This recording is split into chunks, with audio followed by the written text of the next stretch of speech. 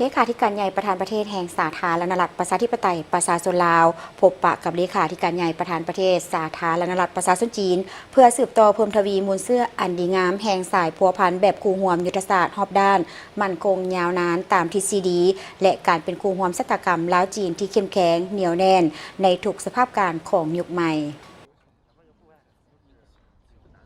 ในโอกาสเยี่ยมยามรัฐกิจสาธารณรัฐประชาชนจีนในตอนบ่ายของวันที่ 5 มิถุนายน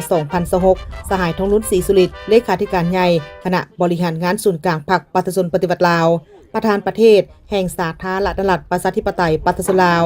ได้เข้าร่วมพิธีต้อนรับอย่างเป็นทางการจัดขึ้นในระดับสูงสุดและสมเกียรติที่หอสภาประชาชนจีนโดยมีการนำขันสูงของทั้งสองพรรคสองรัฐเข้าร่วมภายหลังพิธีต้อนรับอย่างเป็นทางการสหายทองลุ้นศรีสุริตได้พบปะกับสหายสีจิ้นผิงเลขาธิการใหญ่ประธานประเทศสาธารณรัฐประชาชนจีนในการพบปะสหายทองลุ้นศรีสุริตได้แสดงความขอบใจต่อกับการเสื้อเซินและการต้อนรับอนุอุ่นสนิทสนมของสหายสีจิ้นผิงบรรดาการนำขันสูงของพรรครัฐจีนทั้งศูนย์กลางและแขวงเจ้าเจียงที่คณะได้ไปเยี่ยมยามซึ่งแสดงให้เห็นถึงมูลเสื้ออันดีงามแห่งสายพัวพันแบบคู่ห่วมยุทธศาสตร์รอบด้านมั่นคงยาวนานตามทฤษฎีและการเป็นคู่ห่วมชะตากรรมลาวจีนที่เข้มแข็งเหนียวแน่นในทุกสภาพการของยุคใหม่แสดงความสมเสยและตีราคาสูงต่อผลสำเร็จในการจัดตั้งพันขยายมติกองประชุมใหญ่ครั้งที่20โดยเฉพาะผลสำเร็จของกองประชุมครบคณะครั้งที่4สมัยที่20ของพรรคคอมมิวนิสต์จีนสมเสยผลสำเร็จกองประชุมสภาปรึกษาการเมืองทั่วประเทศจีนและสภาผู้แทนประชาชนแห่งชาติจีนและบรรดาผลสำเร็จในด้านต่างๆที่ประชาชนจีนอ้ายน้องญาติมาได้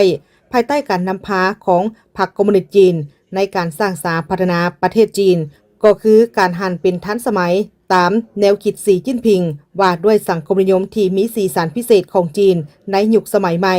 ซึ่งพรรครัฐลาวถือผลสำเร็จดังกล่าวของสหายจีนเป็นบทเรียนและเป็นกำลังใจในการสืบต่อสร้างสรรค์พัฒนาประเทศชาติสหายทองลุ้นศรีสุริตแสดงความขอบใจต่อกับฝ่ายจีนที่ได้ให้การสนับสนุนช่วยเหลืออันใหญ่หลวงให้แก่ภารกิจต่อสู้เพื่อเอกราชแห่งชาติในเมื่อก่อนก็คือภารกิจสร้างสรรค์พัฒนาประเทศชาติในปัจจุบันของประชาชนจีนยืนยันคืนถึงทัศนะเสมอต้นเสมอปลายในการเสริมขยายมิตรภาพอันเป็นมูลเสื้อลาวจีนการร่วมมือแบบคู่ร่วมยุทธศาสตร์รอบด้านมั่นคงยาวนานตามทฤษฎีและการเป็นคู่ร่วมชะตากรรมลาวจีนซึ่งได้นำเอาผลประโยชน์ตัวจริงมาสู่ประชาชน2ประเทศพร้อมนั้นสหายทองลุ้นศรีสุริตยังได้หวนคืนการเยี่ยมยามแขวงเจียวเจียงใน2วันที่ผ่านมาซึ่งเป็นแขวงที่มีการพัฒนาไว้ในแขนงอุตสาหกรรมใหม่ที่ทันสมัยวัฒนธรรมและธรรมชาติที่กลมเกี่ยวกับสิ่งแวดล้อมทั้งเป็นตัวแบบในทั่วประเทศจีนในการพันขยายแนวคิดสีจิ้นผิงเกี่ยวกับการหันเป็นทันสมัยตามทิศสังคมนิยมที่มีสีสันพิเศษของจีนในยุคสมัยใหม่ซึ่งเป็นบทเรียนอันล้ำค่าให้แก่การสร้างสรรค์พัฒนาสาธารณรัฐประชาธิปไตยประชาชนลาวในต่อหน้าสหายสีจิ้นผิงได้แสดงความยินดีต้อนรับสหายทองลุ้นศรีสุริตพร้อมด้วยคณะที่เยี่ยมยามรัฐกิจอยู่สาธารณรัฐประชาชนจีนตีราคาสูงต่อกับผลของการพบปะการนำขันสูงของพรรครัฐจีนและการเยี่ยมยามแขวงเจ้าเจียงของสหายทองลุ้นศรีสุริตพร้อมด้วยคณะซึ่งแขวงเจ้าเจียงเป็นแขวงที่สหายสีจิ้นผิงเคยเป็นการนำพาอยู่แขวงดังกล่าวเป็นเวลา5 ปีสหายสีจิ้นผิงได้แลกเปลี่ยนทัศนะเกี่ยวกับสภาพการภาคพื้นและสากลการก่อสร้างสังคมนิยมก็คือบทเรียนของสาธารณรัฐประชาชนจีนในการสร้างสังคมนิยมที่มีสีสันพิเศษของจีนได้เน้นถึงความสำคัญของการนำพาของพรรคในภารกิจก่อสร้างสังคมนิยมของ2ประเทศลาวจีนต้องร่วมมือกันให้แน่นแฟ้นกว่าเก่าทางด้านการเมืองสืบต่อแลกเปลี่ยนบทเรียนในด้านทฤษฎีพฤติกรรมในเวียกงานก่อสร้างพรรคพนักงานการบริหารรัฐปกครองประเทศเวียกงานศึกษาคนหุ่นนุ่มให้เป็นผู้สืบทอดมิตรภาพลาวจีนต่อไปในการพบปะสองฝ่ายได้มีการแลกเปลี่ยนความคิดเห็นที่เป็นยุทธศาสตร์น้ำกันอย่างรอบด้านด้วยบรรยากาศที่สนิทสนมไว้เนื้อเชื่อใจกงไปกงมาและมีความเป็นเอกภาพสูงต่อทิศทางที่เป็นยุทธศาสตร์ของการร่วมมือ2ฝ่ายในต่อหน้า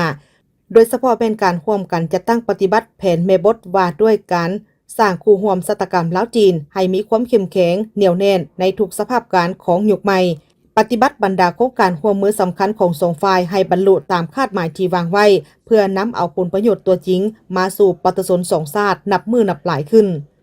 ในโอกาสนี้สหายทองลุ้นศรีสุริตก็ได้เสื้อเสริญสหายสีจิ้นผิงเยี่ยมยามสาธารณรัฐประชาธิปไตยปาตสลาวส่วนสหายสีจิ้นผิงก็ได้แสดงความขอบใจและตอบรับการเสื้อเสริญไปเยี่ยมยามสาธารณรัฐประชาธิปไตยปาตสลาวในเวลาที่เหมาะสมภายหลังการพบปะเลขาธิการใหญ่ประธานประเทศ2 พรรค 2 รัฐลาวจีนก็ได้ร่วมกันเป็นสักขีพยานในพิธีลงนามเอกสารการร่วมมือ2ฝ่ายจำนวน32ฉบับซึ่งรวมเอาโครงเขตการร่วมมือระหว่างบรรดาองค์การอ้อมข้างศูนย์กลางพรรคของ2 พรรคลาวจีนเศรษฐกิจการค้าการเงินการลงทุนพลังงานกสิกรรมวัฒนธรรมการพัฒนาทรัพยากรมนุษย์และหนังสือมอบหับบรรดาโครงการช่วยเหลือจากสาธารณรัฐประชาชนจีนพร้อมนั้น2 ฝ่ายยังได้ออกแถลงการร่วมระหว่างสาธารณรัฐประชาธิปไตยปาตสลาวและสาธารณรัฐประชาชนจีนว่าด้วยการสร้างคู่ร่วมชะตากรรมลาวจีนที่เข้มแข็งเหนียวแน่นในทุกสภาพการของยุคใหม่ซึ่งถือเป็นมรรคผลรวมยอดของการเยี่ยมยามรัฐกิจสาธารณรัฐประชาชนจีนในครั้งนี้